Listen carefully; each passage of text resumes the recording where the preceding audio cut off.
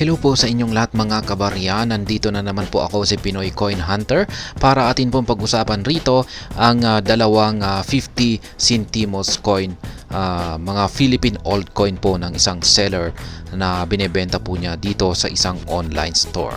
Ayan, mga 50 centimos, ayan, pareho po silang Marcelo H. Del Pilar.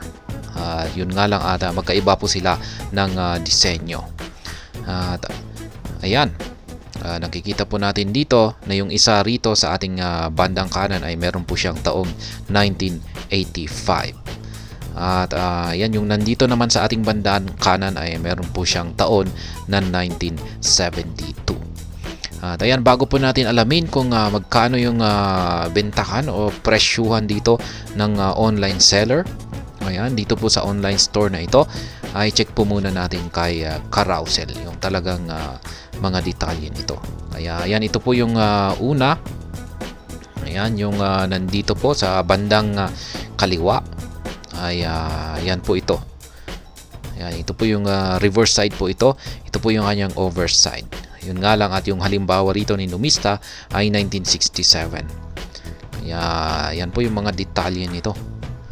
Yan, dito sa overside ay nakikita po natin dito ang coat of Arms of the Philippines. Yan, Republika ng Pilipinas at ang taon na 1967. Yan, pero yung seller po rito ay yung sa kanya ay 1972.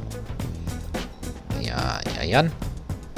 Yung kanyang reverse side ay ayan po ang nakikita po natin dito, ang nakaharap sa ating bandang kanan na mukha ni Marcelo H. Del Pilar. Maliban dito ay ang kanyang yung kanyang face value na 50, na numerong 50, at yung nakasulat rito na na 50 centimos. Kaya yan, ibig pong sabihin ay 50 centavos po yan. Ayan, yung check natin dito, yung taong 1972 ay magkano ba yung mga mintage niyan. 1972 ay ayan, meron pong dalawang klase rito. Yan yung meron pa kasing dalawang klase dito, yung Knob on 2 at Denver Mint, at saka yung Plain 2. Yan lamang yung difference. Ayan, yung 1972 na Knob on 2, yung kanyang at saka Denver Mint ay meron po siyang 30 million na mintage. Yung 1972 ay 20.5 million mintage. Mas konti yung Plain 2. Ayan, para nandito po yung difference. Yan, sa kanilang yan, nakikita po natin dito yung knob on 2. Ayan, yan po yan. At saka ito naman yung plain. Ayan. At yung knob on 2 ay 37% yung kanyang frequency, kasi syempre mas mataas yung kanyang mintage kumpara dito sa isang 1972 na mas mababa yung kanyang mintage, kaya nasa 27%. Ayan, pero base po sa frequency nito ngayon ay marami pong may hawak pa rin nito hanggang ngayon. Yan, dito naman po tayo sa isang 50 centimos. Ayan, na coin yan. Yan po yung nandito sa ating bandang kanan. Ayan. Meron po siya yung sa seller po rito ay 1985 yung sa kanya. At yan, ganun din po yung sample rito ni Numista 1985. Yan, magkapareho po sila. Ito po yung kanyang overside, kung saan ay nakikita po natin dito yung mukha ni Marcelo H. Del Pilar, kung saan dito naman po ay nakaharap siya dito sa ating bandang kaliwa. Yan, maliban dito ay nakasulat ang Republika ng Pilipinas 1985 at syempre yung pangalan ni Marcelo H. Del Pilar. Yan, dito naman po tayo sa kanyang reverse side, kung saan ay nakikita po natin dito ang isang hayop. Yan, isa pong agila.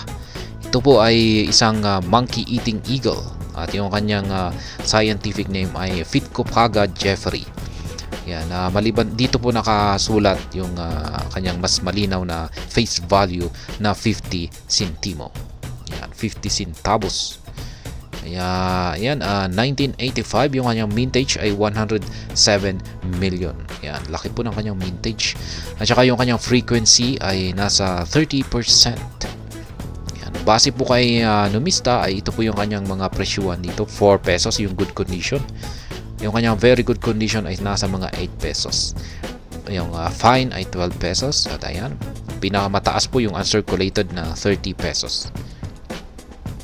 At ayan, i-check naman po natin yung presyuhan ng online seller dito.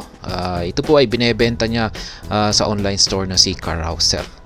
Kaya yan, handa ka na bang malaman kung magkano ang benta niya or presyuhan niya sa dalawa? Yan, sa dalawang lumang barya na ito na 50 centimos coin.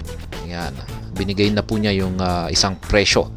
Yan, ngayon pag bibilhin mo ito ay hindi po yata natin pwedeng bilhin yung isa.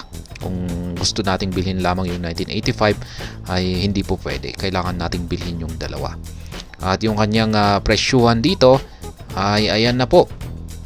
Nagkakahalaga po ito ng 60 pesos. At ayan, masasabi kong sulit na rin po yan para sa ganitong mga lumang barya. 60 pesos lamang po.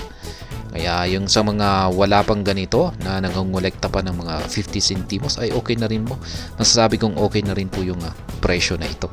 Kaya yan, Filipino series and Flora and Fauna series 50 centimos Philippine coins. Binebenta po ng seller dito kay Carousel ng 60 pesos. Ayan. At masasabi kong okay naman po yung kanyang presyo dito. At ayan, hanggang dito na lamang po tayo sa video na ito. Sana po ay inyong nagustuhan ang aking paliwanag dito. Kung inyo po itong nagustuhan ay pakiclick lamang po ang like button nito. Para naman po sa mga bago lamang dito, kayo po ay aking inaanyayahan para mag-subscribe. Pakiclick na rin po ang bell icon nito dahil ito po ang siyang magsisilbing notification nito sa mga bago kong videos na akin pong ina-upload sa aking YouTube channel na ito.